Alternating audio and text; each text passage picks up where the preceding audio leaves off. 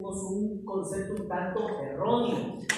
Decimos, por ejemplo, eso: la profesión temporal. Termina la novicia, ¿sí?, su etapa de noviciado, y emite la primera profesión. La primera profesión es prácticamente la profesión de la vida, ¿sí? En una ocasión alguien hacía una pregunta y decía: ¿por qué es más fácil? Y aquí un poquito de eso para ir clarificando ciertas cuestiones. Decía: ¿por qué es más fácil? Por ejemplo, decía, a un sacerdote, dice, siendo sacerdote, ha pedido la dimisión del estado clerical y le es fácil luego irse a casar. Dice, en cambio, por ejemplo, una persona que está viviendo en cierta situación en el matrimonio le fue mal y dice, la iglesia bloquea. Son dos realidades muy distintas. Recordemos que la primera cosa, la vida religiosa es un modelo como tal dentro de la iglesia. No pertenece a lo que se llama la jerarquía de la iglesia, sino que es una forma de vida. Forma de vida que está invitada a vivir o a aspirar el sentido de la santidad. Hay una frase muy bonita de San Buenaventura que dice: si estudiaste teología o si estudias teología es porque quieres llegar a ser santo. Si entraste a la vida religiosa, tu aspiración tiene que ser la santidad. Ahora, esta santidad, esta forma de vida se manifiesta en lo que son los votos como tal. Cuando decimos los votos ayer, hoy y hacia el futuro, ¿sí?, recordemos que esta historia o este asumir los votos ciertamente no ha perdido su originalidad. El problema es cómo nosotros los hemos ido concibiendo como tal, ¿sí? Si usted, por ejemplo, dialoga con una hermana que ya lleva años dentro del instituto, la hermana en su vivencia, en su forma de vida, dice: llegaba la obediencia y la hermana iba. ¿Sí? O sea, no había el espacio, como quien dice, para dialoguemos más. No había. ¿Sí? Que hasta cierto punto, llamémoslo así, lo que yo antes les decía, la cuestión dentro de la vida religiosa, el por qué mantiene su forma, era propiamente el sentido de la disciplina, ¿sí? Y viene aquí el punto: cuando nosotros asumimos los votos, nosotros estamos asumiendo una realidad ontológica que se llama, ¿sí? Una realidad ontológica que cambia nuestro estado como tal. Por poner el caso, nos referimos aquí propiamente ya a la cuestión del derecho canónico, ¿sí? En el derecho canónico, por ejemplo, en los cánones 599 al 601, encontramos la situación de los votos como tal, o también conocidos como consejos evangélicos, ¿sí? Ahora, nosotros a veces en nuestra vida religiosa, y sobre todo hablo de la etapa del noviciado, se nos va formando para la profesión, pero no como los debemos, ¿qué cosa? Asumir, vivir como tal. Y entonces ahí hacemos una interpretación errónea de lo que es en sí esta vivencia de los votos. Dice el canon 599, refiriéndose sobre todo al voto, sí, de la castidad. El consejo evangélico de castidad, asumido por el reino de los cielos, que es signo del mundo futuro y fuente de una fecundidad más abundante en un corazón no dividido, lleva consigo la obligación de observar perfecta continencia en el celibato. A ver, viene aquí una pregunta, ¿sí? ¿Es lo mismo la castidad que el celibato? ¿Cuál creen que es la diferencia? O la hermana que diga sí, igual eso. Escuchémosle, la hermana que dice no, le escucho. A ver. Reflexionen. Castidad y celibato. Sin googlearme, no es lo mismo, dice la madre. ¿Por qué no es lo mismo? Pues, pero ¿por qué no es lo mismo? ¿Cuál será la diferencia entre los dos? A ver, madre. En el modo de castidad hay más profundidad en la práctica. Incluye las virtudes. ¿Ya? Toma una cuestión. La palabrita virtud. Eso, ¿ok? No, quiero escucharles para poder desde ahí partir. A ver, madre. Combate eso. Pienso que donde dice el celibato es mantener una pureza de dignidad, y es así, ¿no? Y la castidad también, los esposos son castos. Igual, virtud como tal. Ok. ¿Perdón? Celibe es no casarse, ¿ok? Y en ahí el punto eso. La castidad es una virtud. ¿Sí? En pocas palabras, los votos son la virtud que nosotros cada día como consagrados pedimos. O sea, usted cuando se coloca delante de Santísimo, más que pedir que la obra se fructifique, que le dice, no, Señor, hoy dame la virtud de la castidad, de la pobreza y de la obediencia. Hoy. Porque nosotros esos votos los renovamos en el día a día. Lo hemos profesado para una vida, pero los renovamos día a día. En cambio, el sentido del celibato, como bien decía la hermana, el celibato es un estado, ¿sí? Es un estado de vida que en este caso yo lo rechazo. No porque no sea bueno, lo rechazo porque quiero asumir, ¿sí?, esta virtud como tal. En pocas palabras, el celibato con la castidad no se contradicen, al contrario, se complementan. Si usted estuvo atenta, en la codificación dice, con un corazón no dividido, amplio como tal.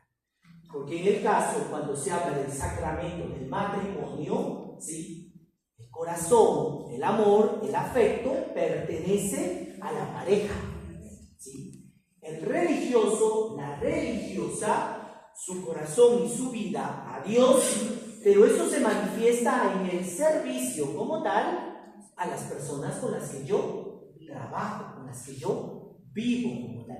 Cuando entiendo esta situación, eso, de la castidad con el celibato, entonces ya no es el sentido, porque por ejemplo, para las personas cuando se habla de castidad únicamente van al ámbito sexual, afectivo. Entonces, no, entonces no es no casarse, es no esto, no es lo otro. No. Yo asumo este estilo de vida, ¿sí? Lo asumo no porque no me han querido, no porque no, de pronto me encontré, no. Lo asumo porque estoy respondiendo a un llamado, a una vocación. Que ahí viene lo bonito, porque la vocación de la vida religiosa es un misterio. Es un misterio. Si ustedes, por ejemplo, cada una se pone a contar su proceso vocacional, su llamada, usted se dará cuenta que de pronto la hermana dice, oiga, yo fui a la iglesia, estaba rezando ante el Santísimo, vi una monjita pasar, me llamó la atención y eso hizo que desde ahí inicie mi vocación. Otra hermana dirá, no, yo de pronto les vi a las hermanas o me eduqué con las... Cada quien tiene su propia experiencia. Eso es lo que se llama el sentido del misterio. Cómo Dios llama a cada uno de diferentes maneras. Solo que viene ahí la cuestión. Cuando respondo a esa vocación, esa respuesta es radical.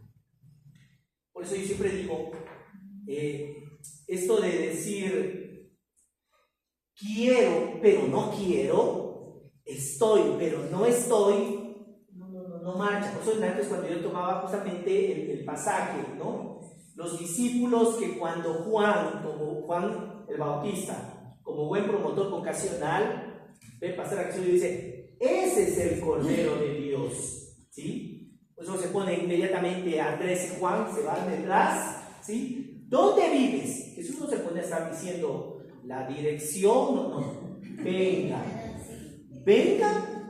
vean.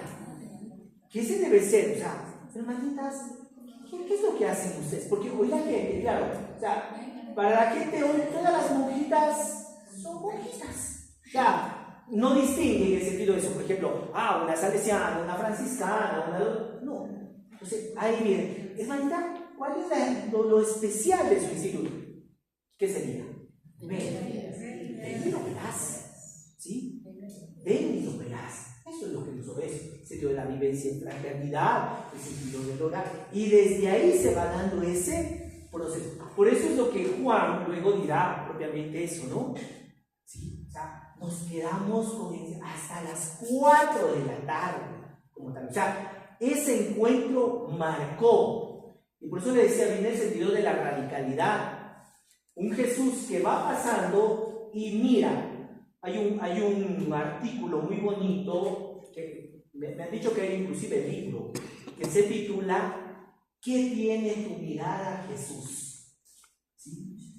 Que dicen que, o sea, de hecho, al menos los 3 artículos que yo he leído son tan impactantes porque la pregunta es ¿qué tiene la mirada de Jesús? Que, o sea, impacta. ¿Se acuerdan el ejercicio que nosotros antes hicimos? Es eso, o sea, Jesús no está mirando por arriba, no, Jesús te mira a los ojos, ¿sí? Y esa mirada es la que impacta. Por eso dice que cuando Jesús va pasando y ve a Mateo, ¿sí? Está ahí cobrando los impuestos, ven, sí, o sea, utiliza primero que nada, utiliza una orden, ¿sí? Ven, sígueme. Mateo está diciendo, oye Señor, es que dice que se levanta y lo sigue. O sea, deja esa seguridad. Responder a la vida religiosa es eso, es abandonar toda seguridad. Por eso les decía, hoy en una sociedad donde ¿quién quiere ser pobre? Por eso es lo que inclusive, o sea, según un análisis claro, dice, y ahí uno comprende y entiende la dinámica de San Pablo, porque se dice, ¿no? Dice, la vida religiosa, mucha gente la ve como la vida de fracasados, de fracasadas, porque mientras en la sociedad yo quiero tener un puesto, un reconocimiento, un estatus, la vida religiosa no. La vida religiosa usted dice, voy a hacer un voto de pobreza, un voto de castidad, un voto de obediencia. Y ahí quiero entrar ya a la dinámica. Como les decía, hay un cambio ontológico, es decir, la hermana que profesa el voto como tal, cambia su realidad a nivel espiritual y a nivel civil como tal. ¿Sí? Por ejemplo, en el caso de la dinámica propiamente, llamémoslo así, canónica para un hombre, dice por ejemplo, quien haya atentado contra el matrimonio, aunque sea civil, incurre en pena, late, sentencia, y por tanto queda dimeso del Estado clerical, en el caso de un varón y sacerdote. Ahora, en el caso de una religiosa, ¿sí? Ipso facto quedaría expulsada del instituto comunal, porque atentó contra matrimonio, porque viene una cuestión de un voto que ha emitido, que como les decía, en el caso, por ejemplo, de los estatutos de ustedes, en el capítulo 3, ¿sí?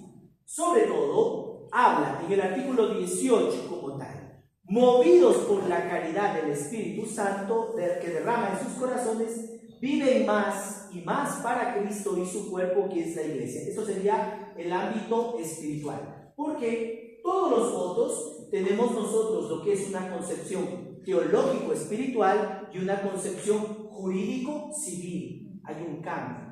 Y aquí viene el punto. Cuando nosotros hemos emitido, por ejemplo, el voto de pobreza, con el voto de pobreza, si usted se fija, prácticamente lo que usted hace es que yo de ahora en adelante, como cualquier miembro de la sociedad, yo libre y voluntariamente no puedo adquirir ningún bien a título personal. Es que la hermana es un ángel de Dios y se logró ganar el cariño de la familia, que es adinerada ahí al lado de la obra como tal, y los señores quieren regalarle a la hermanita, porque es tan buena, le quieren regalar un departamento en la playa, justo en la zona comercial, ¿sí? La hermanita dirá, wow, o sea, ese carisma, ese el feeling y todo lo demás, claro, démelo, ¿sí? Hermanita, usted ha hecho un voto de pobreza. Ese bien usted lo puede asumir, pero es un bien que va ¿a dónde? A la comunidad, a la congregación. Que si usted se fija, inclusive cuando hacemos la profesión, por eso es lo que en la fórmula es muy tácita la manera. Y de ahora en adelante, todos los bienes, sea por producto de herencia y todo lo demás, ¿sí?, pasa a nombre de instituto. Por eso es lo que previo a la profesión se pide, ¿qué cosa? La famosa carta de renuncia que se hace.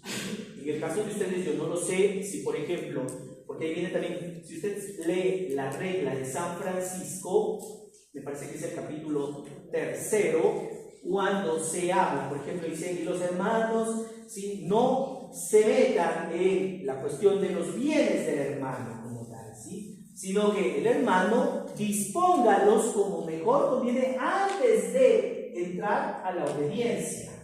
Entonces, no sé, por ejemplo, porque hay institutos que, por ejemplo, dicen, ¿sabe qué? Nosotros, por ejemplo, dice, vamos, en este caso, dice, la hermana o el candidato puede disponer libremente a quien deja esos bienes. O puede darse el caso que dice el instituto, dice, no, en esta situación es el instituto el que lo asume. ¿Qué se puede dar? Depende de cómo esté establecido jurídicamente. No sé, por eso digo, en el caso de ustedes, si lo dice más bien eso, o sea, es la hermana la que libre. Exactamente. Exactamente. Una vez que familiares mueran y todo, pasa donde el instituto. Ah, ok, ya ven. Exactamente. Entonces, por ejemplo, ahí se da eso. Hay situaciones donde en cambio dicen, ni el uso ni el usufructo le pertenece a la religiosa. ¿Sí? O sea, eso más bien lo pone o lo coloca, por ejemplo, eso lo da a un familiar o lo que sea. Esa es la cuestión. Entonces, a lo que voy es que con el voto de pobreza yo no puedo tener nada a título personal. Por eso usted recuerde, si por ejemplo es superiora, usted en ese momento cambia la figura. Usted lo que es representante legal, ¿sí? Porque la personería jurídica como tal del bien es del instituto. O sea, usted simplemente administra ese bien a usted confiado. Viene en cambio el sentido, por ejemplo, eso, cuando, como les decía, de la castidad. Entonces viene ahí el punto. Sí, yo asumo esta forma de vida para poder configurar mi vida. El ámbito espiritual es configurar mi vida igual que la de Cristo. En el ámbito civil, eso. No me puedo casar, no porque no pueda, sino que porque he asumido esta nueva condición de vida. Entonces, eso hace que yo no asuma el matrimonio como tal, ¿sí? Y llegamos al voto de la obediencia, que es interesante en cambio eso, que inclusive si usted se fija a nivel de la historia de la iglesia, que San Francisco ya lo coloca. Por eso San Francisco cuando habla dice, y nadie vague fuera de la obediencia. Pues aquí viene el punto. El ser humano nace de por sí libre. Somos seres libres. Por eso es que el asumir estos votos se los tiene que dar en libertad. Si alguna hermana fue coaccionada, forzada a asumir los votos, significa que esa profesión sería nula, inválida. ¿Sí? Entonces, ahora viene ahí el punto. En el marco de la libertad, ¿sí? Yo coloco mi voluntad, ¿dónde? En las manos del superior como tal, ¿sí? Por eso, si ustedes se recuerdan la fórmula, ¿sí?, de la profesión: en tus manos, madre, ¿sí?, hago voto de, ¿sí? Y viene ahí el añadido: y me abandono a el instituto para poder configurar. Pero solo en el momentito que usted dice en tus manos, madre, pongo o hago, significa decirle: madre, mi voluntad ya no es mía, ahora mi voluntad es tuya, y tú sabrás cómo dispones mejor de ella. Es la cosa que yo siempre digo, tanto a los novios como a los religiosos, cuando van a hacer los votos. Por ejemplo, en el caso de los novios, yo les digo: a ver, ¿cuál fórmula del consentimiento? De las 3 fórmulas del consentimiento que hay, digo, ¿cuál de las has visto? Esta agarramos para lo que la fotocopia a cada uno, vaya delante del Santísimo, vaya y medite bien. Si tiene 24 horas para meditar, eso que va a decir en la tristeza y en el dolor, en la alegría y en la enfermedad, al religioso lo mismo. Tome la fórmula de profesión. Verá lo que va a hacer, ¿eh? Porque nosotros en ese momento lo que más estamos preocupados es que los invitados, que el hábito esté bien planchado, ¿sí?, que vea la medida, ¿sí?, y que todo esté bien para la celebración. Pero lo que a veces menos damos importancia es a la esencia como tal, lo que me voy a comprometer como tal. Entonces, ahí viene el punto. La misma exigencia en el caso de, ¿sí?, el consentimiento matrimonial es la misma exigencia en el voto de consagrado. Y por eso le decía, mi voluntad que la he puesto en las manos de la madre como tal, significa que yo de ahora en adelante, yo ya no me mando. Yo ya no predispongo de mi querer como tal. Y ahí luego tenemos el problemita que les decía. Porque cuando no hemos entendido el voto de la obediencia, entonces el día de mañana decimos: no, pues ¿cómo me va a mandar allá? ¿Cómo me va a mandar con ellas? Y por eso yo antes, cuando yo les decía a ustedes, entonces, por ejemplo, no sé, para las provinciales actuales, de la general, para de pronto las que vayan a hacer en un futuro provincial, es eso. Cuando hay el problema de la desobediencia, saque la fotocopia del archivo que le decía y junto con la obediencia, madre, reconoce esa letra, reconoce esas palabras, madre. No lo he dicho yo, lo ha dicho usted. Es usted la que ha dicho que quiere configurarse con Cristo pobre y crucificado y todo lo demás, ¿sí? Entonces, madre, es el momento ahorita de qué cosa, de gracias, ¿sí? Es usted la que ha dicho que quiere eso como tal, no he sido yo, ¿sí? Entonces, desde ahí hay que entender el sentido de lo que se llaman los votos, que cambian, ¿sí?, la cuestión de la sustancialidad en el creyente como tal, ¿sí? En el catecismo de la Iglesia Católica nosotros encontramos lo que les decía, ¿sí?, que la vida consagrada es un estado como tal, que hace visible lo de la eternidad. Sabía decir mi profesor de liturgia, decía: la vida consagrada, como los sacramentos, son el antesala de aquello que nosotros decimos que queremos degustar en el cielo como tal. Si usted se recuerda, cuando a Jesús se le acerca y le dicen: Hubo una mujer que tenía un marido, al poco tiempo murió y la tomó como esposa su hermano, y así hasta los 7. Y le hace la famosa pregunta: cuando muera, ¿de quién va a ser esposa? Y Jesús ahí nuevamente, no han entendido nada. Y ahí viene el punto ese: porque en la eternidad seremos como ángeles, ¿sí? Y ahí viene el punto, dice: no habrá necesidad de esposo y de esposa, seremos hermanos. Eso, aquí en la tierra, la vida religiosa ya expresa ese sentido como tal, ¿sí? Entonces, por eso antes yo decía, dependerá de cómo cada uno de nosotros lleve esa forma de vida, asuma esos votos para hacer ¿qué cosa? Creíble el mensaje propiamente de lo que es ser religioso, religiosa.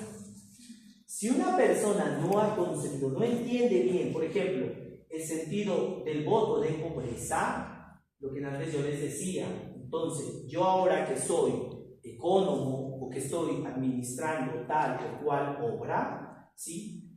No, pues es una obra fructífera, entonces me voy a dar a mis anchas, no, porque el voto de la pobreza también me invita. Y ojo, que viene aquí el punto.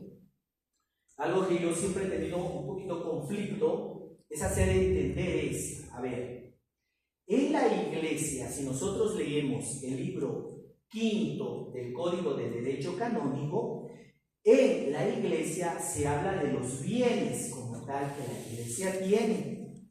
Y dice, estos bienes están o se forman a raíz de ¿qué cosa? Dice, a raíz de, punto 1, la sustentación o el sostenimiento de sus miembros como tal. Entonces viene ahí el punto. Yo una escuela, una obra, la creo, la genero por el servicio que voy a prestar. Pero sobre todo eso, es una obra que tiene que brindar el sostenimiento digno de quienes van a estar al frente, ¿sí? Pero si es una obra que yo digo, no, es que aquí, en lugar de cobrar esto, voy a cobrar más y me voy a hacer, yo veo ya este fin, no como un ámbito evangelizador, sino más bien de lucro económico, ya no entendí lo que es el voto de pobreza.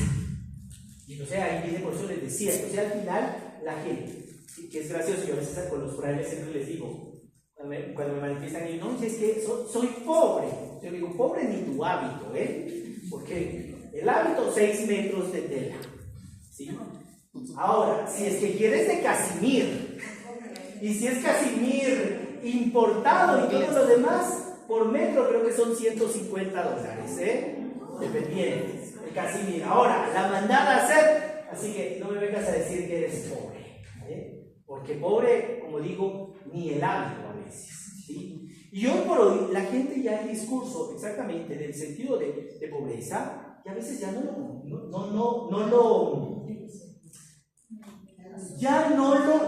cree, no lo cree.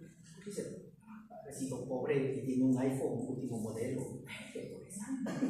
Sí, entonces va ahí un poquito el sentido. Por eso le decía de cómo estos signos, porque viene ahí el punto, los votos son signos que se hacen visibles, ¿sí? Alguien dirá, pero ¿cómo? ¿Quién va a saber si estoy viviendo casamente, pobremente u obedientemente? No, es que los votos entre sí se van llamando. Es como el saludo a las virtudes que habla San Francisco. El que tiene uno, tiene todos. Y el que no tiene uno, no tiene ninguno. Quien de pronto diga, yo sí soy obediente, a mí la obediencia no me cuesta, pero me cuesta el ser pobre, madre, te cuesta el ser pobre y ser obediente. Porque lo uno lleva a lo otro. Entonces, aquí viene ahí el punto. Como les decía, entonces, el Catecismo de la Iglesia Católica, en el numeral 916, nos dice eso, que esta forma de vida, ¿sí?, se hace propiamente, eso aparece, ¿sí?, como una de las maneras de vivir una consagración más íntima como tal, que tiene su raíz en el bautismo. Todos nosotros en el bautismo como hijos de Dios, solo que a través de esta forma de vida, ¿sí?, la hacemos mucho más estrecha como tal. Entonces, para ir comprendiendo un poquito. En la vida consagrada, los fieles de Cristo se proponen eso, bajo la moción del Espíritu Santo, seguir más de cerca a Cristo. ¿Cómo yo respondo a esta vivencia, a este llamado? A través de la acción del Espíritu Santo. Lo que antes yo les decía, la vocación es un misterio, ¿sí? Que de pronto alguien que va en la misma sintonía te podrá comprender. Pero hoy por hoy, por ejemplo, fuera un joven decir, siente ese llamado de Dios, el joven llamado, solo inclusive la palabra, obviamente, que el sentido de las palabras se están devaluando, o ya no tienen el valor que tenían, ¿sí? O sea, un joven hoy sentir llamado, piensa que, claro, dice, no sé, es Dios el que me está hablando, ¿cómo lo percibo? Por eso les decía, es el misterio como tal, ¿sí? Entonces un poquito para ir comprendiendo. Si usted quiere inclusive entrar en la esencia como tal de lo que es la vida religiosa, que prácticamente hace un resumen de todo esto, nos sirve el canon 573 como tal, que habla, ¿sí?, propiamente de lo que es la vida religiosa.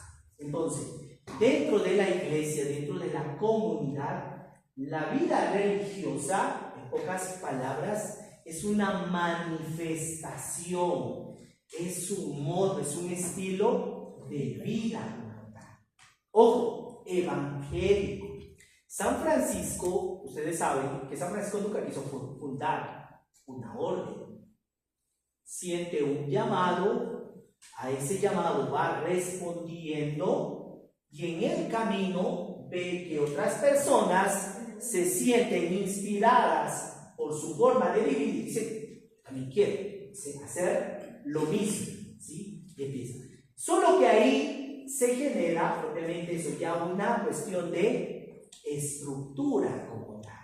Ya se genera ahí una situación donde hay que poner y hay que decirle al hermano cómo debe vivir esta forma de vida. Entonces, por eso les decía, los consejos evangélicos identifican al religioso, ¿sí? Pero sobre todo, los consejos evangélicos como tal, asumidos, muestran eso, que eres religioso. Por ejemplo, en el caso de ustedes, siempre con el hábito, ¿sí?, la gente sale y dice, es una religiosa, es una monjita, es una hermanita. Claro, de pronto en el caso nuestro, si uno no quiere estar con el hábito, ¿quién te va a decir? Eres padrecito, eres religioso, eres, ¿no? Ahí viene el sentido de lo que se llama la convicción como tal. Por eso, asumir estos consejos evangélicos es una cuestión de convicción, ¿sí? Viene ahí el punto. Todos hacemos, o sea, en la vida religiosa todos hacemos votos religiosos, pero lo que cambia es la manera como los asumimos. A mí me cuesta un poquito explicarlo esto, sobre todo, por ejemplo, a los chicos cuando me toca darles el libro 3, libro 2, la parte tercera del Código de Derecho Canónico, donde habla propiamente sobre la cuestión de los institutos, porque hay una gran diferencia entre un instituto religioso y una sociedad de vida apostólica. Entonces, por ejemplo, yo siempre, para hacerles asequible a ellos el lenguaje, yo les digo, a ver, el instituto religioso, la esencia como tal, es la vida fraternal. En una sociedad de vida apostólica no hay eso, ¿sí? Porque un miembro de una sociedad de vida apostólica no está obligado a vivir en comunidad, ¿sí? Mientras que un religioso, sí, dijo un hermano un día, esto haberlo sabido antes de haber profesado. Entonces, ahí viene el punto. Los miembros de los institutos beben de los manantiales auténticos de la espiritualidad cristiana. En el caso nuestro franciscano, para Francisco, uno de los pilares esenciales es la fraternidad. Y es en la fraternidad donde yo voy a vivir pobremente, castamente y obedientemente. Usted ahí se da cuenta de todo el sinnúmero de pasajes. Por ejemplo, cuando uno lee tanto la leyenda mayor de San Buenaventura como la biografía de Tomás de Celano, uno encuentra un sinnúmero de pasajes donde se va hablando sobre el sentido, por ejemplo, de la obediencia. El caso cuando pone Francisco y dice, y aunque me pusieran de guardián un novicio, yo estaría dispuesto a obedecer. Solo que aquí viene una cuestión. ¿Cómo comprender y entender a veces que eso que me están pidiendo verdaderamente es qué cosa? Exactamente. ¿Cómo entender eso? Ahí venía lo que veíamos en la primera parte de la sinodalidad. La acción del Espíritu Santo. Que aquí viene el otro punto. Yo cuando leía, me mandaba a Madre Miriam la invitación, había el curso propiamente eso dirigido, decía ahí a las superioras, encargadas de obras, como tal. Ahí viene el punto. Porque si usted dice, bueno, yo ahorita soy la superiora, hoy tengo yo el poder, nadie lo discute, solo que viene aquí una cuestión. El poder en el lenguaje bíblico y en el lenguaje franciscano se traduce como el servicio. ¿Sí? O sea, en pocas palabras, decir que son superioras significa decir que son las servidoras. Que imagínense, en el lenguaje, por ejemplo, de las hermanas vicentinas, de las hijas de la caridad, ellas utilizan ese término. Ellos para la superiora es la madre servidora. ¿Sí? Es la madre servidora. Que es, por ejemplo, a veces cuando la gente no comprende o no entiende el lenguaje franciscano masculino, por ejemplo, el papel del guardián. Para la gente cuando escucha, dice es el guardián. Claro, que se le viene a la mente que está con la pistolita o con el tolete ahí, todo lo demás. Pero no, nosotros vemos que también el lenguaje. El guardián es el que custodia, el que protege. En el caso, propiamente, en cambio, acá se nos presenta la superiora como una hermana que sirve. Y ahí viene el punto. Esto que yo mando, esto que yo establezco, tiene su limitación. Porque no puede ser que yo, ahorita como soy de superiora, ahora se hace lo que yo digo. No. Se hace lo que está estipulado, establecido. A veces viéndonos con el provincial nuestro, eso de decir, en son de chiste, dice, yo pensaba que ser provincial significaba que todo el mundo te iba a decir padre provincial. Y te das cuenta que no es así. Entonces viene ahí el punto. Se limita esa autoridad, porque viene, la iglesia ha sido muy sabia. La iglesia sabe que en ocasiones el sentido del poder puede llevar a hacernos perder la cabeza. Y ahí viene lo que yo les decía antes. ¿Por qué se les conoce propiamente eso? A Santiago y a Juan se les conoce como los hijos del trueno. ¿Se acuerdan cuando dice que se adelantaron, no? Tenían que pasar por Samaria, no los quieren recibir, por eso es lo que dicen. Imagínense hasta la cosa, ¿no? Jesús, ¿quieres que mandemos que caiga fuego y que nos acabe con estos hechos? Por eso dice, no han comprendido, no han entendido. ¿Cuántas veces no puede ocurrir eso en la dinámica de una fraternidad? ¿Sí? Hay la famosa frasecita, soy la superiora o soy el superior.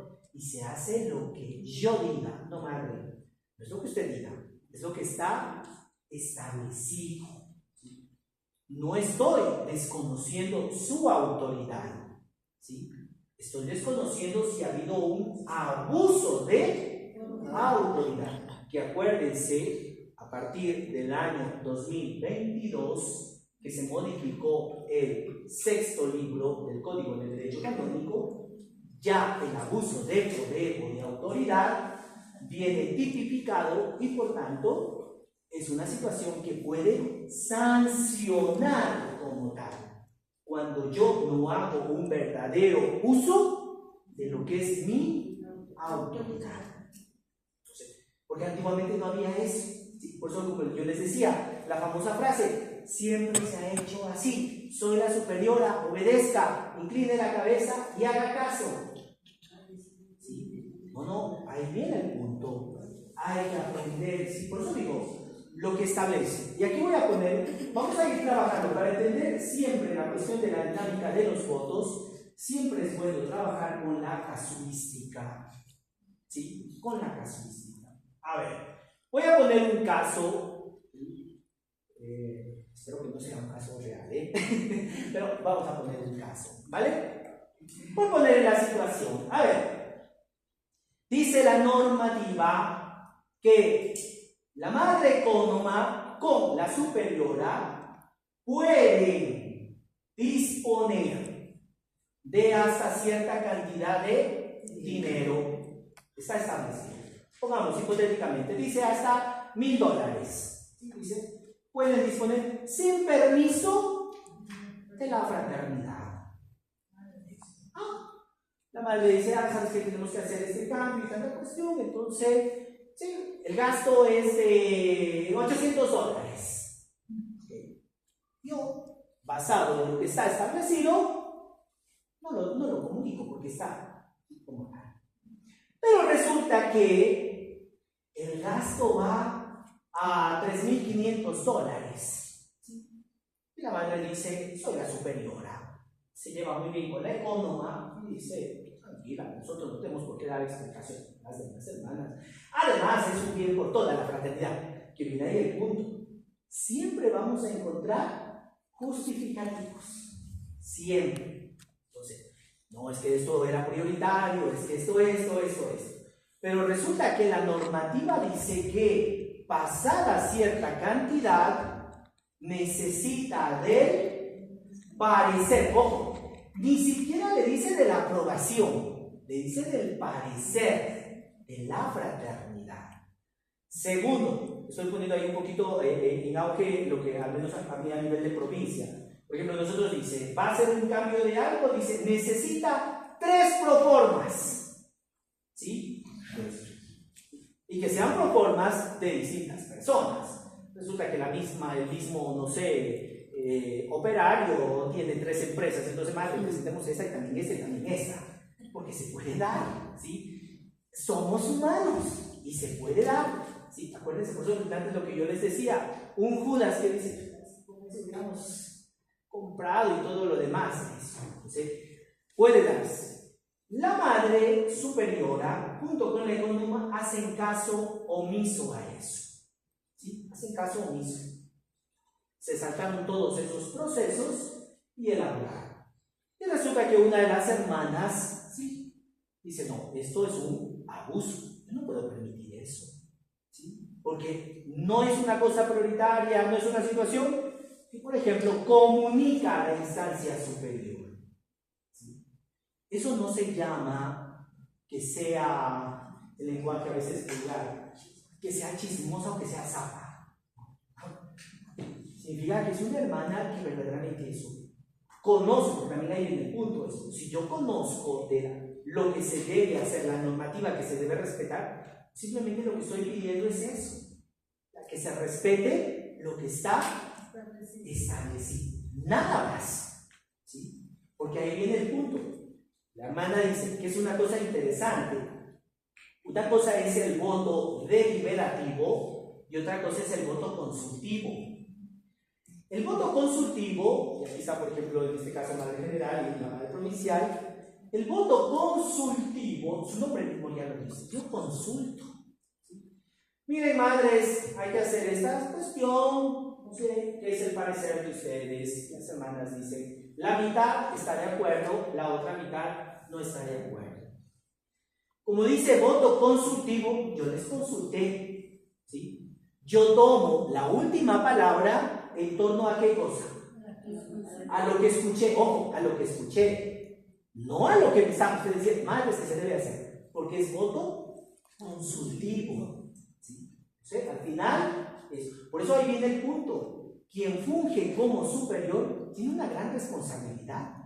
Porque si tomó también una mala decisión, yo digo, en el voto consultivo, claro, toda la responsabilidad se la lleva a usted. Es muy distinto del voto deliberativo.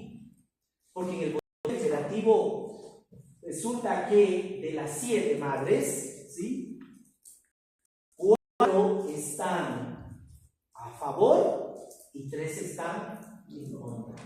Hay una mayoría. Entonces, por ejemplo, yo ahí tengo ¿qué cosa? Como es deliberativo, acojo lo que está haciendo. No me da otra opción, ¿sí? Entonces, ahí viene el punto. El problema nuestro, como vuelvo y repito, es que a veces no sabemos distinguir estas dos situaciones. Ahora, si es deliberativo, si falló, la responsabilidad es de todas. No me pueden venir a echarme solo la culpa a mí, ¿eh? La responsabilidad, todas decidimos esto. Las que se pudieran librar es las que dijeron no. O sea, por poner un poquito la situación para clarificar. Por eso les decía, esta autoridad tiene sus límites y la misma ley lo va a establecer. Lo que puede y lo que no puede hacer. El problema nuestro es cuando hay un desconocimiento de la ley como tal, ¿sí? Yo ahorita, por ejemplo, un poquito estaba asesorando, hay un caso de un monasterio donde, por ejemplo, la normativa, yo les decía a las madres, les decía, no pueden equivocarse aquí porque la normativa es muy clara, o sea, en sus constituciones, en sus estatutos, en su derecho propio, lo dice claramente. La candidata que desea abrazar esta vida debe realizar un año de prueba. Terminado el año, según el parecer de la fraternidad, puede asumir, ¿sí?, un distintivo de la congregación. Porque resultó que en cambio ahí no fue ni 6 meses y le dieron a la candidata la especie de hábito, porque todavía no es hábito, ¿sí? O sea, violentaron un sinnúmero de cuestiones. Entonces, claro, decían, y ahora padre, no, aquí la normativa es muy clara, inclusive explicarle a la candidata, a usted le dieron el hábito, si lo queremos ver así, antes de tiempo, cosa que no se puede. Así que el tiempo que ha estado no cuenta, no cuenta. O sea, las cosas como tienen que ser, y eso no significa ser malo, no. Significa hacer respetar lo que está establecido. El problema nuestro es que a veces creamos tantas leyes y a veces a esas leyes las dejamos pasar. Yo ahorita me reía con los frailes. Nosotros hace 2 capítulos atrás habían aprobado una ley y yo por eso que les decía a ellos, yo no formo parte de eso, les decía porque se establecía una cuestión, por ejemplo, de la experiencia de Asís, donde se decía, los hermanos de profesión solemne cumplidos sus 25 años, la provincia, ¿sí?, decía, por ejemplo, les dará como regalo el tener la experiencia de Asís, es decir, visitar los lugares franciscanos, siempre y cuando ya hayan cumplido los 25 años de profesión solemne. Entonces, claro, escuchar lugares franciscanos, un viajecito y todo lo demás, ¿quién está de acuerdo? Todo el mundo alzó la mano. Ok, listo, se aprueba.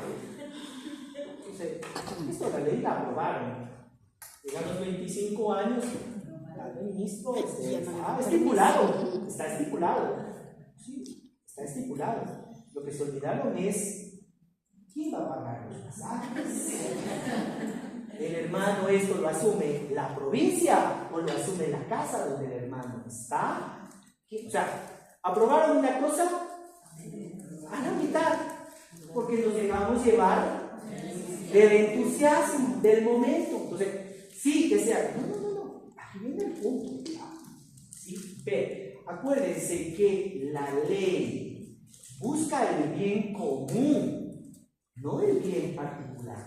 Es una ley que va proyectada hacia futuro, no es una ley de momento.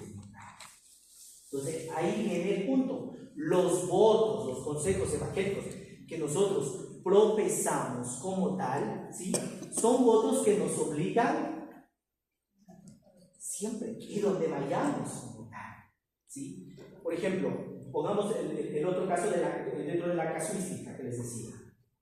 Canon 665. tan amado por los religiosos y religiosas.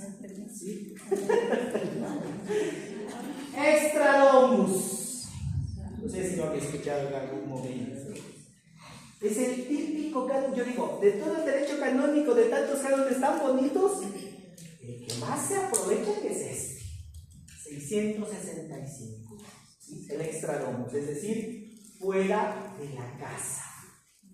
A ver, la normativa dice que el ordinario, cuando hablamos de ordinario hablamos de la autoridad como tal, competente, dice, para otorgar a un religioso, porque eso solo se aplica a la vida religiosa, dice, para otorgar a un religioso el morar fuera de la casa, ¿sí? Fuera del convento, diríamos nosotros, ¿sí? Simplemente es el ordinario con su consejo, lo otorgan, lo facultan. Y viene ahí la normativa, es tan detallista, dice, siempre y cuando, y pone los detalles, por enfermedad del religioso, porque va a hacer estudios fuera de donde no hay un convento de la congregación como tal, porque va a prestar un servicio pastoral, pero a nombre del instituto como tal. Ojo, mis queridas hermanas, y con esto aclaro otra cuestión. En el Código de Derecho Canónico no existe, no hay el famoso año sabático. No existe eso. Así que madres, cuando les lleguen a pedir el año sabático, díganle a usted, no sé qué me estás pidiendo, porque eso no hay. ¿Sí? No hay eso. Yo, por ejemplo, ahorita he luchado bastante para que, sí, porque los frailes es mi año sabático y me toca mi año sabático. Discúlpame, no está eso estipulado. Yo lo que les suelo decir a veces, digo, no me imagino a Pedro, a Juan, a Andrés llegando después de toda la misión diciéndole a Jesús, mira, ya estoy cansado, yo fui a evangelizar en Cafarnaúm, me mataron de las iras y ahorita necesito mi año sabático. Y ya no. O sea, ahí viene el punto, no hay año sabático. El problema es que hemos hecho una mala interpretación de este canon del 665. Y entonces el canon que lo toman, sobre todo cuando hay crisis. Madre, si estoy en crisis y me quiero ir a pensar. No hay estipulado, me lo agarro a este. ¿Sí? Y ahí por eso les digo, ¿y cuál es el justificativo? Tengo que ir a cuidar a papá o a mamá. Pero en el canon dice enfermedad del religioso, no dice del papá o de la mamá. ¿Sí? Ciertamente, ahí viene, por eso les digo, la ley pareciera que, porque a veces a mí me dicen, tú eres. No, porque la misma ley también te da y se abre el ámbito de la caridad. También, ¿sí? Porque si yo estoy hablando de la caridad, ¿cómo puede ser posible que con mis actos no sea caritativo? No, a ver, se viene ahí una cuestión. Dice, pero se lo deja a discreción de quién. Exactamente, del superior. Entonces, ahí entra otra cosa. El problema, como vuelvo y repito, es que nosotros hemos agarrado este canon para pedir eso. Que tengo que ir a esto, por eso pido yo este canon y me lo acojo a ese canon, ¿sí? O, muchas de las veces, como les decía, el sentido de las crisis. La crisis se la supera en el lugar de la crisis. No se la supera afuera. ¿Qué ocurre? Tomemos el capítulo, perdón, el episodio de la barca. Todos los discípulos en la barca, Jesús que ronca, ¿sí? Y llega el momento donde los discípulos con temor, esto viene del punto, ¿no te importa que perezcamos? Jesús que se levanta, Cálmate, mal, y ahora sí. Boca, Viene ahí el punto. O sea, estoy en crisis de identidad de la vida religiosa, pero me quiero ir fuera para identificar. ¿Cómo es eso? Entonces nunca identificaste como religiosa. O sea, el identificarse como religiosa es dentro de la fraternidad. Es ahí donde verdaderamente es. Yo creo que, por ejemplo, como les decía antes, la riqueza que ustedes tienen, si la hermana está en crisis, en dificultad, una de las casas de espiritualidad para que vayas y hagas tu retiro propio, personal. Ya. ¿Quieres verdaderamente eso? Ve a una casa de retiros y ahí ¿qué? Puedes asumir el poder verdaderamente vivir otra realidad. Pero la crisis no se va a resolver, al contrario, se va a generar más conflicto fuera. Porque si tengo esa crisis de identidad, de que si estoy o no estoy, fuera con todas las maravillas que te puede ofrecer el mundo, terminas desistiendo. Entonces, viene ahí un poquito esta situación. Entonces, por eso le digo, viene ahí la cuestión, estos votos, a mí me deben de ir identificando y me deben de ir diciendo qué es lo que puedo y qué es lo que no puedo. En el caso, como vuelvo y repito, si yo estoy ahorita como autoridad, que va a ser otro de los temas que vamos a ver sobre todo porque es el día de mañana, la cuestión de la autoridad, por ejemplo, eso. Como autoridad no significa que yo puedo hacer lo que quiero con las personas que me han puesto ahorita en mi cargo. Debo hacer lo que está establecido. Y ahí viene el punto. Me estás pidiendo una cosa, dice, yo te la puedo otorgar, pero en base a lo que está establecido. Y entonces les decía, esto de concederte el indulto de vivir fuera por un tiempo, ¿sí? Ok, te lo puedo dar la primera vez. Y dice la normativa, por un año, uno. Pero resulta que la hermana, faltándole ya un mes para regresar, quiere extenderlo, alargarlo, ¿no? Un poquito. Entonces ahí hay que decirle, ya no soy yo competente para emitirte esto. Ahorita eso es competente la Santa Sede. No, el gobierno general. Pero el trámite, el gobierno general. Sí, porque ahorita ya son 5 años que el gobierno general de edad. Sí. A mí me parece que está muy mal porque realmente es bien difícil. Yo prefiero que las hermanas no sepan que hay ese permiso. Ya no hablé. En otro caso, que se vive en el no sé de las hermanas de la provincia, pero sí, a veces es que las hermanas se tienen los 15 días de vacaciones, pero después en cualquier momento es 8 días a ver a mis papás, a acompañarlos al médico, después otros 11 días a ver a mis papás, a acompañarlos al médico, después otros 5 días que les voy a acompañar, no sé qué. Resulta que en el año tienen más de 3 meses de vacaciones porque siempre se están viendo. Y a veces cuando se les dice que no, se enojan, claro, es que como usted no tiene papás ya, claro.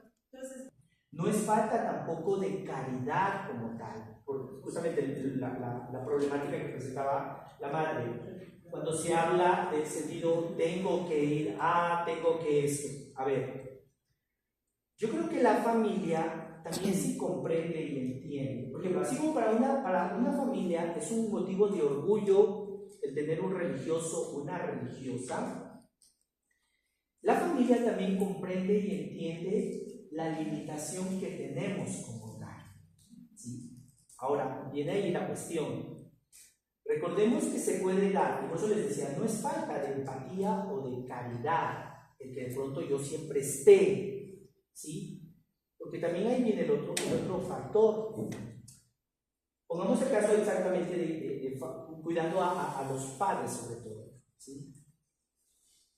Fuera ciertamente un hermano, una hermana, por su misma situación, por su misma condición de vida, como lo hemos asumido cualquiera de nosotros, ciertamente tiene otra realidad. No ha hecho un voto de pobreza, sin embargo, a veces, si usted se fija, inclusive una persona que no ha hecho votos de pobreza, a veces vive más pobre que nosotros. ¿Sí? Pero tiene ahí otro factor, como digo. En medio de ese voto de pobreza, esta persona puede asumir, porque también hay viene el caso. O sea, yo digo, y a veces, inclusive me ha tocado a mí vivirlo con mis padres. Claro, cuando tú de pronto dices, no sé, sabes que esta intervención o sabes que este factor de atención requiere de tanto. El uno dice, yo voy a poner tanto, el otro dice, yo voy a poner tanto. Tú dices, exacto, pero ahí viene el punto, porque muchas de las veces, o sea, la familia a veces comprende otra cosa cuando nosotros mismos les hemos enseñado a que comprendan eso otro. Justo lo que decía la hermana. Por ejemplo, la cuestión es, o sea, miren, ustedes saben que yo puedo venir, no sé, 15 días puedo venir a visitarles. Son mi tiempo establecido de vacaciones. Es ese tiempo. Justamente, de pronto, por alguna fuerza ya mayor, pero es que se da, justamente, claro, por eso digo, o sea, yo he presentado algunos casos un poquito menos leves, menos fuertes, pero es verdad, o sea, hay religiosos que llevan de los 365 días del año, llevan la cuarta parte, por no decir la mitad, en sus asuntos personales y no en sus asuntos comunitarios. Y ojo, esto ciertamente crea desigualdades. ¿Por qué? Porque justamente lo que decía la madre, si hay una superiora, porque, por ejemplo, acuérdese usted aquí, la función de la superiora es propiamente animar. El término no sería el adecuado cuando decimos controlar, ¿no? Pero el sentido mismo de guardar como tal. Si de pronto la superiora es muy endeble o no tiene este sentido propiamente de autoridad, al que menos le va a pisotear. Y entonces al final resulta que a unas sí exige, a otras no, y eso genera un sentido de injusticia y de desigualdad. Y eso lleva al segundo paso, resentimiento. Entonces, cuando yo mañana sí sea autoridad, repito, bueno, pues la verdad es lo que yo les decía en la sinodalidad, el caminar juntos. Entonces, ahorita no puedo caminar contigo, yo te voy a hacer mi propio camino, pero si mañana nos toca volver a unir, entonces yo ahí te voy a... Y entonces, oiga, eso que hablamos de que la vida religiosa es la antesala del cielo, donde en el cielo todo es amor y paz. Si la vida religiosa es aquí así, yo ya no quiero, mejor ir al cielo. ¿Sí? O sea, viene ahí. Por eso justamente, o sea, son temas estos que nos deben llevar, yo digo siempre, a replantear nuestro sentido de religiosos. Nuestro sentido de religiosos. O sea, no es aquí un sentido de, a ver, vamos a disparar y al que le caiga y este, no. Es un sentido donde todos nos comprometamos. Por eso yo les decía, justo cuando decía la madre, no me gusta eso, que sepan mucho, ahí viene el punto de eso. O sea, hasta para evitar ese abuso como tal, y para evitar, no, está estipulado 15 días de vacaciones, madre. O sea, solo que el problema, y ahí yo digo siempre, en la ley y en el punto que siempre se establece, ¿no? Que decía nosotros una vez, ¿qué es causa justa? Porque todo el mundo va a decir eso. No, pero es que es una causa intangible. O sea, sí, mi papá verdaderamente está en esto, mi mamá sabes que está en esto y yo necesito. Claro, o sea, va a haber el momento. Pero también viene ahí el sentido de lo que se llama, sí, o sea, lo que he profesado y la prioridad de vida. Miren, y por eso yo les decía justo lo que topaba la madre general, es triste cuando uno a veces, o sea, uno en el ideal de la formación te dicen vivencia de fraternidad, y los actos comunitarios, y esto y lo otro. Claro, suena muy bonito, pero ya en la praxis es bien complejo. Yo me recuerdo, yo recién ordenado de sacerdote, y me recuerdo que me tocó vivir una primera Navidad como curita diocesana. Para mí fue eso lo peor. O sea, yo me dije, o sea, yo entré para vivir eso, en grupo, en fraternidad. Pero si esto se va a dar, yo prefiero hacerme diocesano. al final puedo llevar mi vida a mis anchas y todo lo demás. Y ahí viene el punto. La fraternidad, quiera o no, aunque a veces se convierte la fraternidad en un lugar de fastidio, la fraternidad a la larga o a la corta siempre es el lugar que te custodia y te protege. ¿Sí? Pero cuando se vive, el sentido es de la hermandad. Porque también viene ahí el otro punto. No me gusta que me estén vigilando, que me estén cuidando. Entonces, claro, sientes que cualquier paso, cualquier movimiento, ya la superioridad está, y tampoco es eso. Por eso digo, es el ambiente de la libertad, de la reciprocidad, del donarse como tal. Hay que aprender a entender el sentido de la autoridad y el sentido de la obediencia como tal. O sea, estoy llamado a obedecer en lo que está estipulado, y lo que está estipulado siempre va a ser por el bien común, ojo. No solo es el bien personal, sino es el bien común. Pero lamentablemente a veces eso nosotros lo desdibujamos. Por eso yo les decía, uno de los peligros que hoy corremos es movernos en una sociedad individualista. ¿Sí? Entonces, cuando es una sociedad individualista, yo quiero estar bien. Si tú no estás bien, ese es tu problema. Yo quiero estar bien. Que si ustedes se fijan, la mayoría de las propagandas que hoy se promueven te llevan a eso. ¿Sí? ¿Quieres ser feliz? Vete al Caribe. ¿Sí? Claro, todo el mundo dice, sí, porque necesito un momento de relax, necesito esto, necesito... Entonces, hoy llamémoslo así, ese momento pequeño de compartir, ya no puede. Por ejemplo, yo veía ayer, ¿no?, el sentido bonito del recreo que se tuvo, ¿no? O sea, para una persona que de pronto dice, no, me están robando el espacio porque yo pudiera estar chateando, pudiera estar en otra cosa, o sea, ahorita chateando. Por eso le digo, o sea, esto tiene que llevarnos...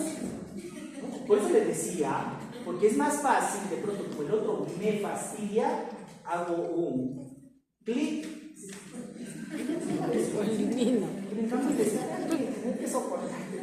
O sea, cuando hacemos una concepción errónea de la vida religiosa, que ese es el problema mayoritario que hoy tenemos en todas las comunidades.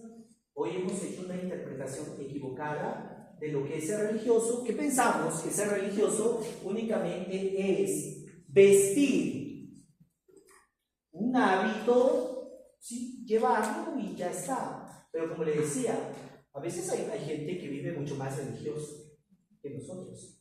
Me pongo a pensar, digo, en un voto de obediencia, gente que dice, no, pues es que yo tengo mi trabajo y me están hoy obligando, de pronto, claro, hay leyes que dicen me amparan y todo lo demás, pero yo porque tengo una necesidad, tengo que estar por fuerza acá. O sea, no puedo yo deslindarme. Que si nosotros hacemos inclusive un análisis a nivel de nuestra familia, nos damos cuenta que a veces eso, nuestra familia nos enseña mucho más de nosotros. Eso. O sea, claro, tú dices, no, es que mi voto de obediencia, pero justamente es como decía la madre, ¿no? Ahorita de pronto en este feriado, en lugar de estar acá, me podía volar, no sé, 3 días casa de mis papás o de alguna cuestión, pero no. O sea, ahí viene el punto. El sentido equivocado que hemos hecho. Yo digo, como en la época inclusive de San Francisco, la concepción de lo que es la vida religiosa siempre ha tenido un problema. Acuérdense que en la época de Francisco había el clero que se llamaba de mesa y de olla, de misa, mesa y olla, misa y mesa se llamaba. ¿Sí? Era el sacerdote que, pues bueno, iba, celebraba y luego iba, se acababa. ¿Sí? Lo que en lenguaje de San Francisco llama el famoso hermano mosca. ¿Sí? El hermano que ciertamente vive a costillas del otro. Entonces, claro, generar, por eso les digo, o sea, a veces ser rigurosos en la ley lleva también al otro extremo, a la deshumanización. Porque, por ejemplo, justo tomemos el mismo caso que ponía la madre general. Podríamos decir, a ver, bueno, madre, no sé, tú no estás aquí un buen tiempo. Bueno, si tienes necesidades, nosotros no te vamos a dar de la casa. Es un plano de justicia. La otra hermana que está aportando, que está trabajando y todo lo demás, ¿sí? Tú que no estás generando, Claro, sí, o sea, si le vemos al plano de justicia, diríamos, se llama equidad, pero tampoco es eso. ¿Sí? Tampoco es eso. O sea, viene ahí, por eso digo, en la época de Francisco, un clero que sí, se acomodaba. En la época, por ejemplo, se viene ahorita a la mente, en la época moderna, estamos pensando propiamente eso, en una Santa Teresa de Ávila, que lleva toda una reforma. ¿Sí? O sea, una monja que, claro, llega al monasterio y ve cómo cada monja tenía todo su séquito, o sea, simplemente hicieron un cambio de estructura. Dice, no, eso no es vida religiosa. Eso también viene aquí el punto, ¿sí?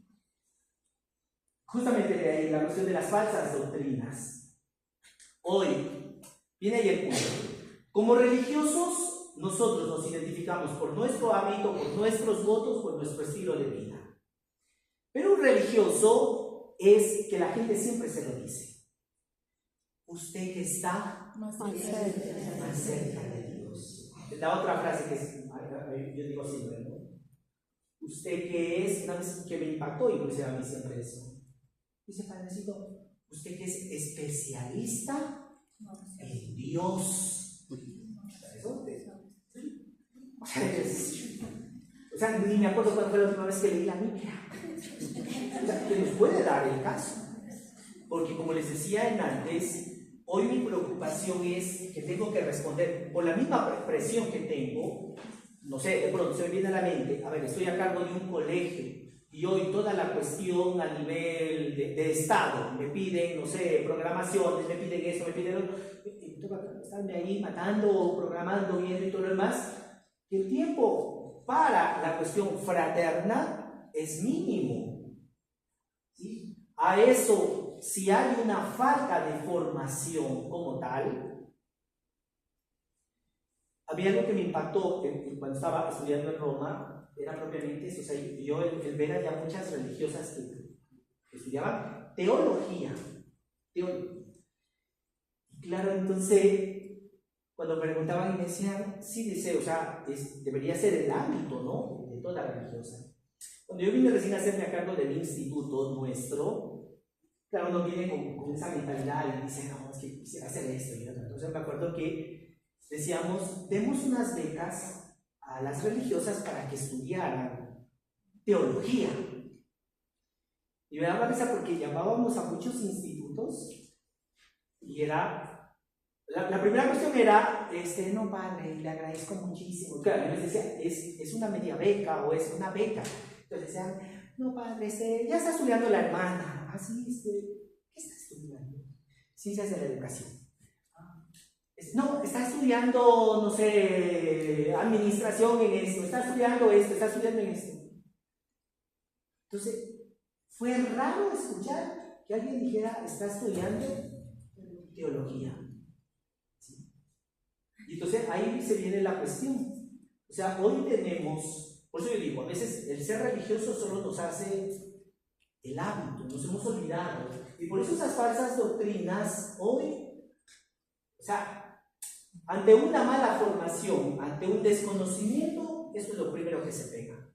Entonces usted sabe que una persona mal formada, inmediatamente se da esta situación. Que presenta continencia perfecta como algo imposible. O sea, hoy la gente te pone en tela de juicio esto. Se puede vivir castamente, se puede vivir pobremente. Hoy se está desarrollando, mejor dicho, estos famosos movimientos de lo que se llaman los nómadas virtuales. Gente que viaja por todo el mundo, ¿sí? Pero que vive de qué cosa? De su trabajo virtual. Entonces, que alguien tú vengas y le digas a una chiquilla, vamos a formar, te invitamos al convento, y la chiquilla dice, encerrarme ahí, justamente lo que decían antes la madre, ¿sí? ¿Cuánto me van a pagar? No te vamos a pagar nada, y la tasación, y vas a estar... Cuando el mundo me ofrece, ¿sí?, toda una gama. Claro, ese es el problema. O sea, por eso digo, hoy, al no tener una formación clara, se van mirando todas estas doctrinas, todas estas cuestiones, inclusive el asumir los votos, se los va mirando como una cosa, llamémoslo así, imposible de asumirlos como tal. ¿Sí? Entonces, viene ahí un poquito la situación. Las congregaciones religiosas pueden permitir en sus constituciones que sus miembros renuncien. Justamente lo que antes hablábamos, que ustedes decían, ¿no? Por ejemplo, si está estipulado dentro de las constituciones que hacer el uso y usufructo de la persona, ¿sí? Después, sí, pero eso tiene que estar estipulado. No se puede generar una situación que no esté, llamemos así, estipulada.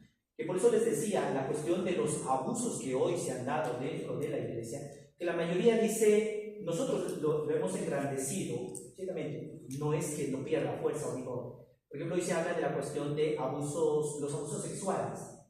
El abuso sexual no es que sea el boom. El abuso mayoritario es el abuso de autoridad. Y el abuso de autoridad lleva al abuso sexual. Es una consecuencia de, ¿sí? No es lo prioritario, es el proceso que se ha ido dando, exactamente.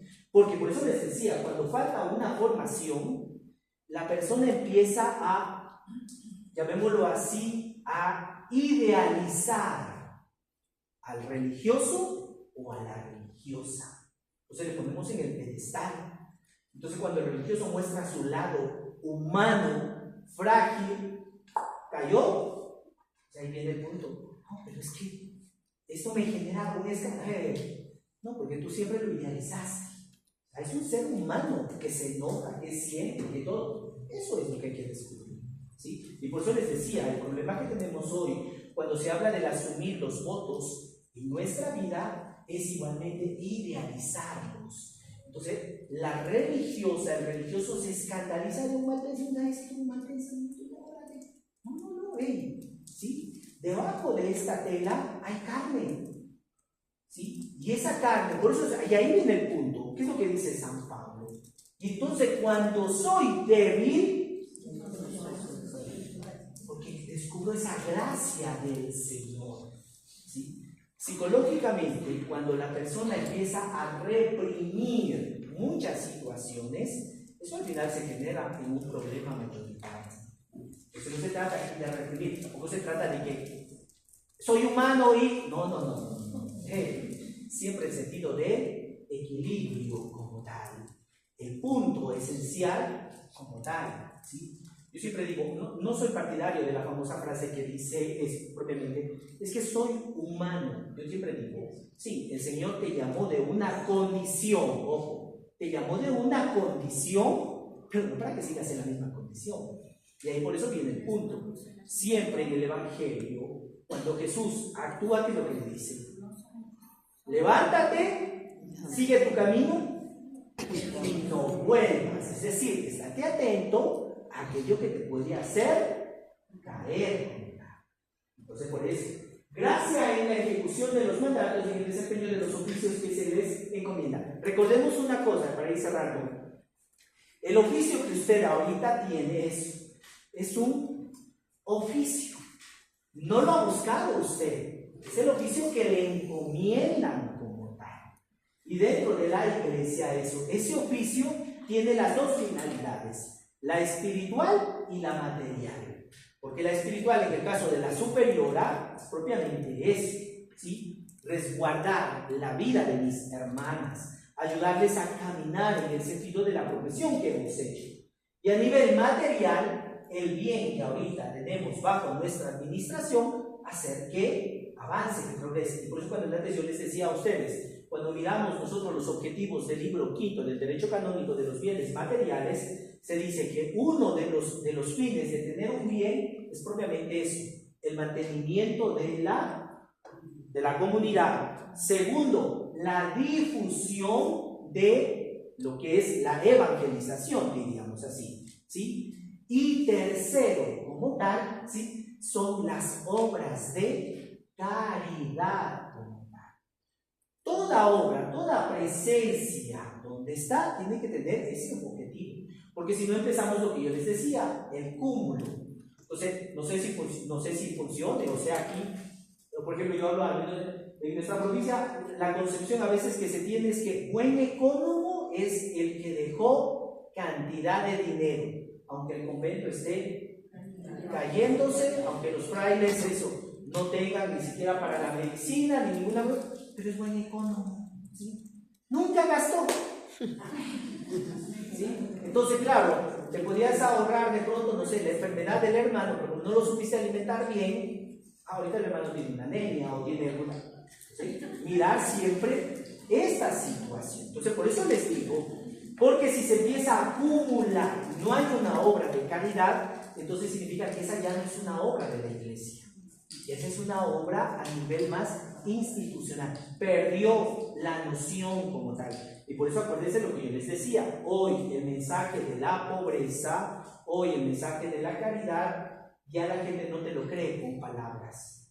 La gente te lo cree en el sentido de la acción. Y el franciscano, algo que le ha caracterizado siempre, es propiamente eso, la cercanía con la gente. Entonces la gente, inmediatamente, por eso les decía, hablar de franciscanas es inmediatamente la gente le asocia, ¿sí? Sencillez, el compartir, es siempre el sentido. Leía algo sobre la madre fundadora. Por ejemplo, algo que a mí me llamaba muchísimo la atención es, primero, justamente lo que decían antes, ¿no? O sea, ciertamente la madre responde también a un contexto. Y era el respeto, yo diría. El respeto que ella tenía, propiamente eso, hacia los sacerdotes. ¿Sí? Que yo digo, no era un sentido de idealización, ¿no? Es un sentido de respeto. Y otra cosa que le llevó a ella, propiamente eso, a lo que llamaríamos decir la fundación del instituto, es propiamente el sentido de conmoverse de la realidad que se está viviendo. Que ahí viene, en cambio, el segundo factor de las obras de ustedes, que es propiamente la cuestión de la educación. Una hermana que ve una realidad. 1901, recordemos, todavía acá el sentido de la mujer, el papel que juega la mujer en la sociedad, es totalmente anónimo, ¿sí? Y ella, por ejemplo, es, o sea, su preocupación de formar, ¿sí?, a la juventud, pero sobre todo es formar, en este caso, a la niñez femenina, eso es lo que le lleva propiamente a no ser indiferente. Entonces, el mensaje que ocurre se hace creíble. Tú me estás diciendo que estás con los pobres porque verdaderamente estás con los pobres. En una ocasión me confrontaba una persona que no es creyente y me decía, justamente me decía, las obras católicas, las obras católicas empezaron con los pobres, pero ahorita ningún pobre se educa con ustedes. Entonces me decía un poquito confrontado, porque me decía, a nivel de país, dice, ¿quiénes se educan en los colegios católicos? Él me decía, son las grandes élites, quienes tengan dinero, quienes tengan... Claro, entonces, pero yo le decía, bueno, sí, podrás tener razón en ciertas cosas, pero también hay cosas donde, a ver, la Iglesia Católica, ¿dónde ha empezado propiamente eso? Es lo mismo que ocurrió en la época medieval. Los conventos, ¿dónde se fundaban? En las afueras, pero era la gente la que luego los centralizaba. Entonces, ahí viene un poquito esta situación. Entonces, mis queridas hermanas, para terminar, ¿sí?, asumir los votos evangélicos nos debe llevar a un compromiso a cada uno de nosotros. ¿Sí? Primero que nada, hacer una lectura verdadera de lo que es ser pobre, obediente y casto. ¿Sí? Segunda cuestión, hablamos de una renuncia. Y las renuncias no se dan a medias. Ya la Sagrada Escritura lo dice. ¿Sí? El que vive a medias, yo me lo vomito. Entonces aquí viene el punto. O estamos o no estamos. Y hay un pasaje en la vivencia de San Francisco que es muy interesante y también es muy radical, porque acuérdense que el sentido del Evangelio es radical.